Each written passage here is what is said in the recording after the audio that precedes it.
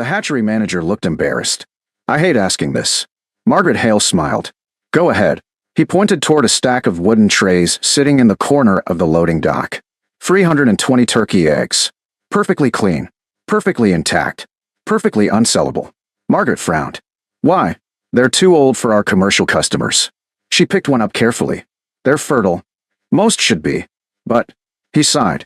The chain hatcheries have strict rules. If they aren't set within a certain number of days. He shrugged. They get discarded. Margaret stared at the trays. So these become waste. Usually. How much? The manager smiled weakly. If you haul them away. He paused.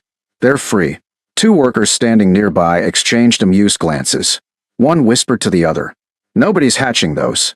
The second laughed. They'll end up feeding pigs. Margaret looked back at the manager. I'll take all of them. The workers stopped laughing. You serious? She nodded. I've got room. Nathan Hale arrived 20 minutes later with the livestock trailer. When he saw the towering stack of egg trays, he blinked twice. That's a lot of eggs. Margaret smiled. 320. Nathan lifted one tray. They really gave them away? They couldn't sell them. He looked confused. So, what's the plan? Margaret carefully secured another tray. We're going to hatch turkeys. Nathan laughed. 320 of them. We'll see how many cooperate. The Hale farm wasn't known for poultry. For nearly 30 years, Margaret's family had raised sheep, goats, and a few heritage chickens. Turkeys had never been more than a Thanksgiving curiosity. Yet Margaret had always admired them. Not because they were flashy, because they were surprisingly hardy. Her grandfather Samuel used to say something few people believed. The old turkey breeds are better workers than people give them credit for. When Margaret was 12, she watched a flock of heritage turkeys wander through an apple orchard. Instead of damaging anything, they hunted grasshoppers, beetles, and ticks all day. Samuel smiled. Most people only see dinner. She looked up. What do you see? Farmhands. Years later, those words returned unexpectedly. The farm had struggled through 2 difficult summers. Grasshopper outbreaks, tick populations, increasing feed costs. Margaret wondered if one solution had been walking around farms for centuries. Back home, she converted the old brooder barn. Every incubator she owned came out of storage. Friends loaned her 2 more. The eggs had to be handled carefully. Temperature, humidity, turning schedules. Nothing could be rushed. Nathan watched her labeling trays. You've got charts. Margaret smiled. I always have charts. He laughed. I should have known. The veterinarian stopped by later that week. He looked through the incubator window. That's ambitious. Margaret nodded. Maybe. You know hatch rates could be low. I do. The eggs are older than normal. I know. He smiled. Still trying? Absolutely. He laughed. I figured. Every morning began the same way. Margaret checked temperatures, recorded humidity, turned eggs, candled each tray. Some eggs showed nothing. Others revealed tiny growing embryos. Nathan became fascinated. I can actually see them. Margaret smiled. So can I. Day after day, the numbers slowly improved. Many eggs remained viable despite their age. The hatchery manager called one afternoon. Just curious. Margaret answered. About what? The eggs. We're getting development. Silence. Seriously? Looks promising. I honestly didn't expect that. Neither had the workers who laughed. News traveled quickly through the farming community. Naturally. One Saturday morning, Dale Harper sat inside the diner drinking coffee. Rick walked in smiling. You hear about Margaret? Dale looked up. What now? She's trying to hatch 320 discarded turkey eggs. The room erupted with laughter. Dale shook his head. Turkeys? Rick nodded. Free eggs. Another rancher joined the conversation. Probably free for a reason. More laughter followed. Dale smiled. I suppose we'll find out. Margaret entered moments later carrying fencing supplies. Dale waved. Morning. Morning.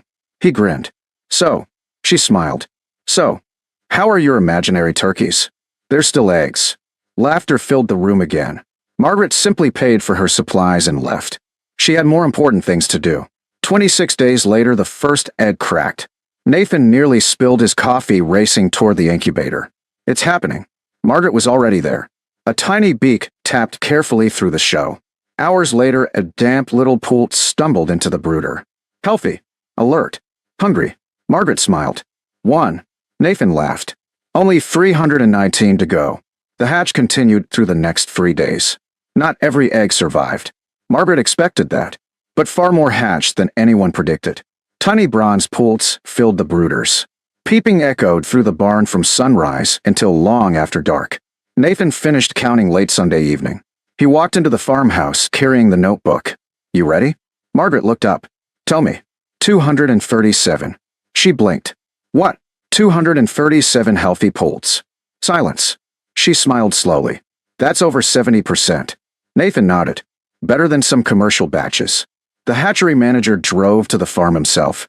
He stood quietly watching hundreds of healthy poults exploring their brooders. Finally, he shook his head. I threw away the best hatch I've seen this month. Margaret smiled. They just needed a chance. The poults grew astonishingly fast. Within weeks, they followed Margaret everywhere. Unlike commercial breeds, these heritage turkeys flew onto fence rails, perched in trees, explored every corner of the farm. Then something unexpected happened.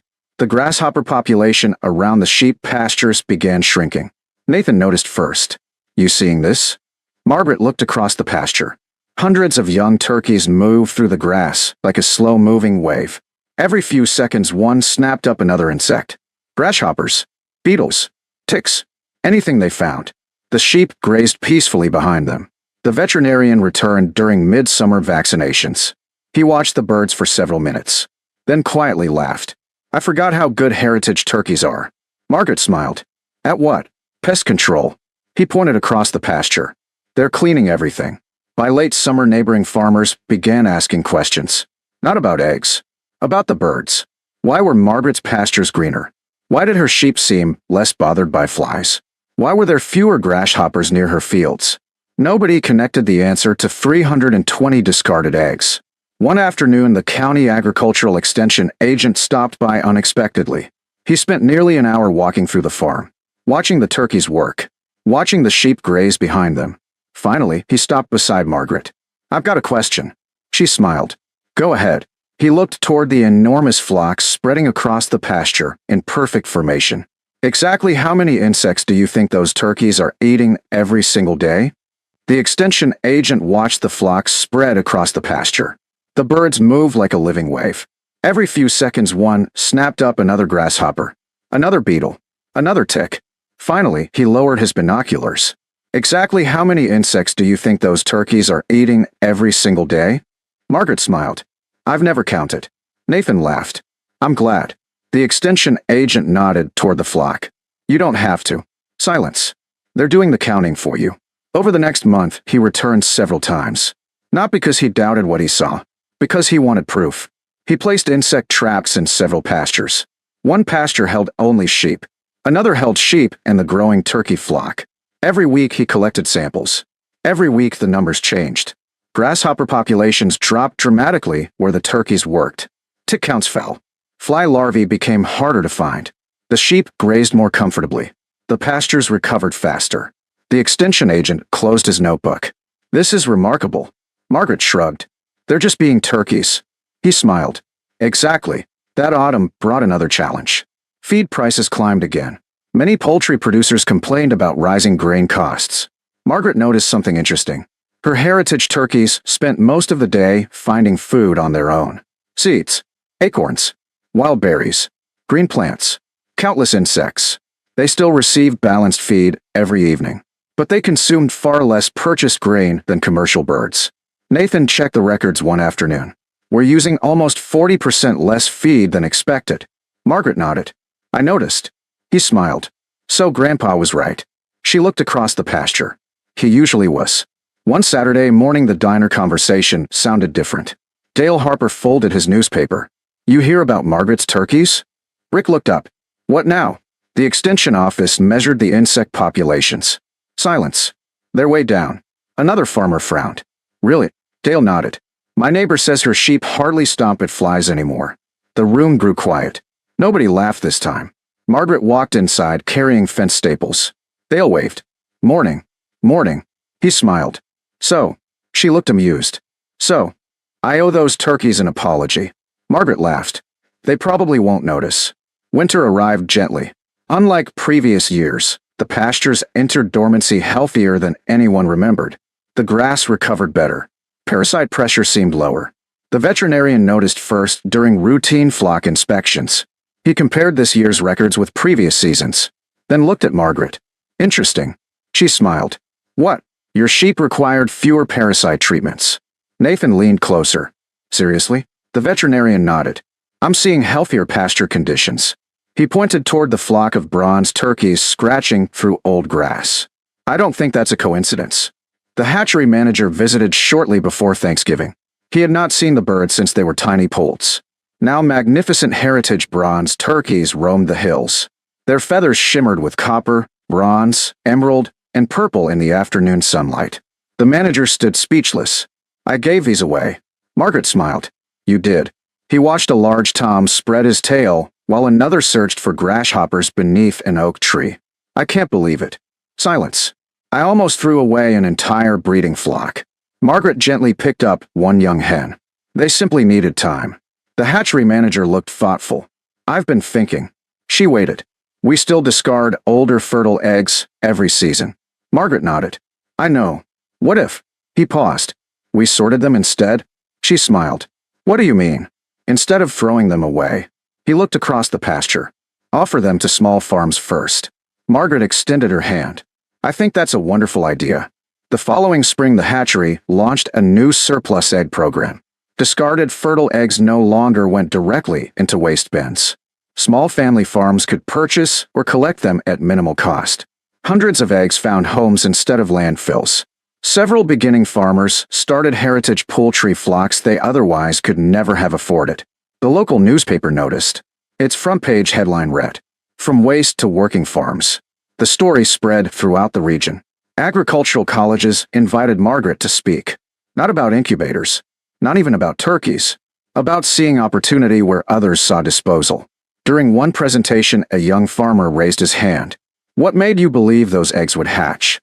Margaret smiled. I didn't. The audience looked surprised. You didn't. She shook her head. I believe they deserve the chance. Silence filled the room. I knew some would fail. Long pause. But I also knew they would all fail if nobody tried. The audience applauded quietly. By the second summer, the original flock had matured completely. Powerful toms strutted proudly through the fields. Healthy hens nested beneath hedgerows. Natural reproduction began. Margaret no longer depended entirely on incubators. The flock sustained itself.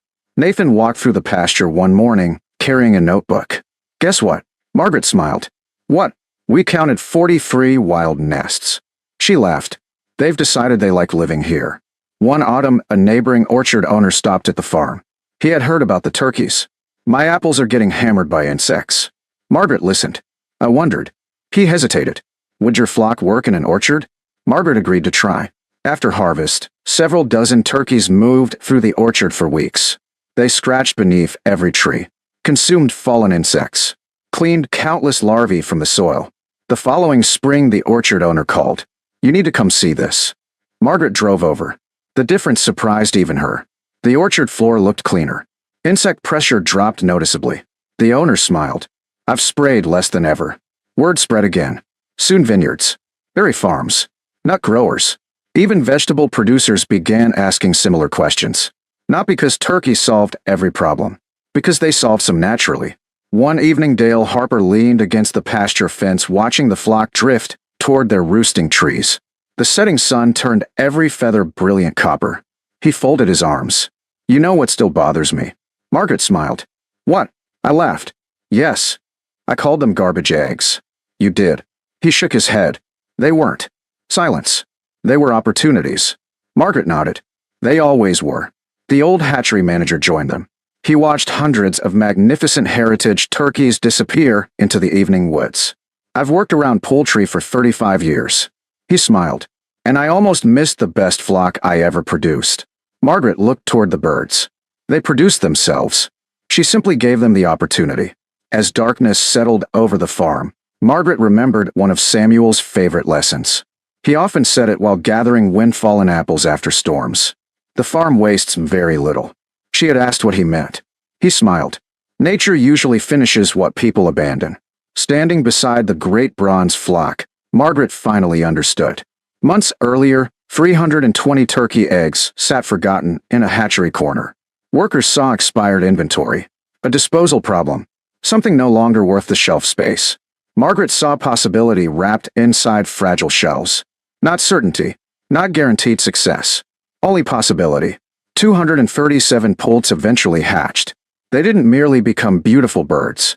They restored pastures, reduced insects, helped sheep thrive, inspired new poultry programs, created breeding stock that other farmers sought, and reminded an entire farming community that value isn't always determined by how quickly something sells. Sometimes the greatest harvest begins with whatever everyone else has already decided to throw away. By the time the original flock filled the hills with shimmering bronze feathers, nobody remembered laughing at the discarded eggs.